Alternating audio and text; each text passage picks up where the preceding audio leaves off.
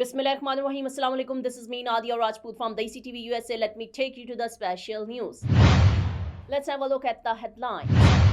TDSB pulls controversial anti-racism teaching resource after ministry calls it divisive.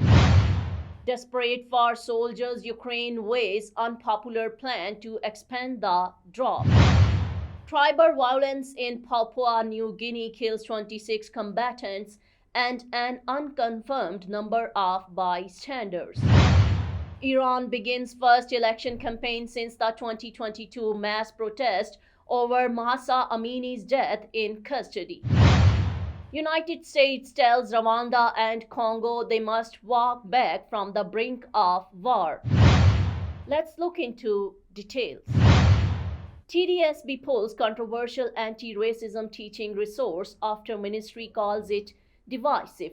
A controversial document available to all teachers at the Toronto District School Board that said white supremacy is a structural reality in classrooms, that schooling is designed to benefit rich white males, and that education must be decolonized, was taken down at the urging of the Provincial Education Ministry.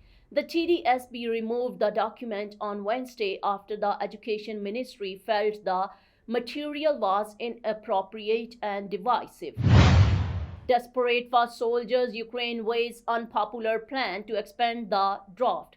When the Russian army mounted a full-scale invasion 2 years ago, Ukrainian men zealously rushed to recruitment centers across the country to enlist, ready to die in defense of their nation. Today, with Russia in control of roughly 1/4 of Ukraine and the two armies virtually deadlocked along a 1,000 kilometers front line, that spirit to enlist has faded. Many Ukrainian men are evading the draft by hiding at home or trying to bribe their way out of the battle. Tribal violence in Papua New Guinea kills 26 combatants and an unconfirmed number of bystanders.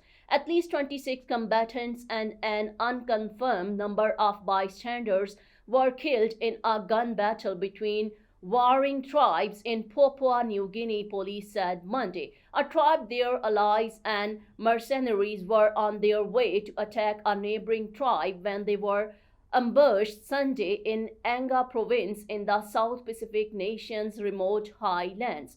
Royal Papua New Guinea Constabulary acting Superintendent George Kaka said.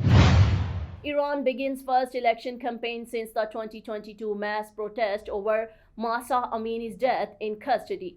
Candidates for Iran's parliament began campaigning Thursday in the country's first election since the bloody crackdown on the 2022 nationwide protest that followed the death of 22-year-old Mahsa Amini in police custody.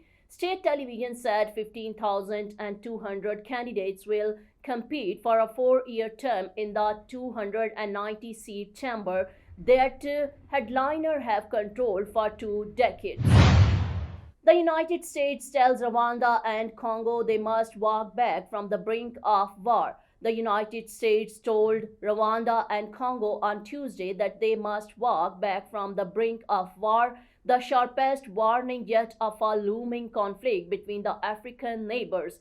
U.S. Deputy Ambassador Robert Wood delivered the warning at an emergency meeting of the UN Security Council called by France as violence has worsened in Congo's mineral-rich east, which borders Rwanda. Wood said Rwanda and Congo, along with regional actors, should immediately resume diplomatic talks.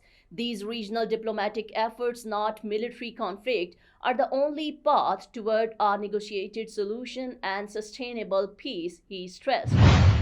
That's all for now. Keep watching Desi TV USA. Please like, subscribe, share, and comment. And don't forget to watch our channel DTVNN and log on to our OTT platform DTV Flix to explore over 2,000 channels which we provide. At the Houston Bark Animal Shelter and Adoption Center, we are committed to helping Houstonians be responsible pet owners. Houston pet owners can help care for their pets through Barks Healthy Pets, Healthy Streets programs, and spay or neuter their pets free of cost. Visit www.houstonbark.com to learn more.